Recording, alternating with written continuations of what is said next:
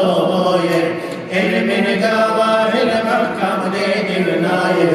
Çok sağ ol Usta Abdullah Efendi.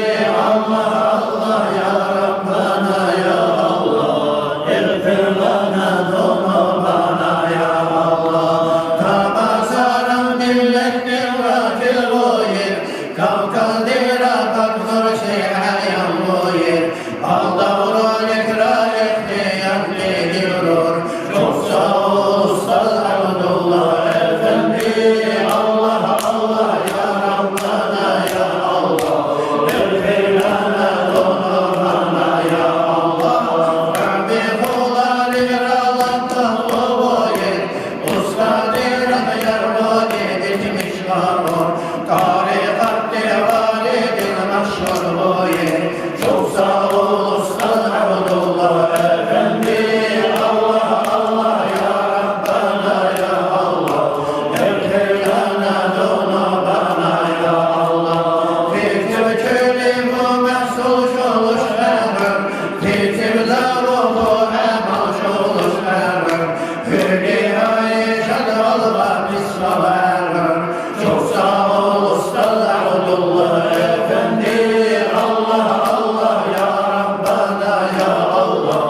İğfir lana zunubana ya Allah. Ömrün asli bu yer sohbi darikan. Admi yeri yok var tabi barikan. Avru gafar bu yeri ibar yerikan. Çok sağ ol Usta Abdullah Efendi. Allah Allah ya Rabbana ya Allah. İğfir lana zunubana ya Allah. Zamana yeni insanların cerasın. İlmin çekir hakkı marzi bulasın. Kunidari dabal nuhayi basir. Çok sağ ol Usta Abdullah Efendi. Allah Allah ya Rabbana ya Allah. İğfir lana zunubana ya Allah. Erfaya dağları marti bulam. Tabasaran milletti akucira. Rabbü aileleriz vafalı yara. Çok sağ ol Usta Abdullah Efendi. Allah Allah ya Rabbana ya Allah.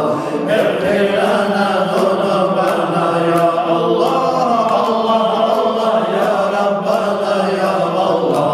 İğfir lana zunubana ya Allah. Allahümme salli ve sellim ve barik.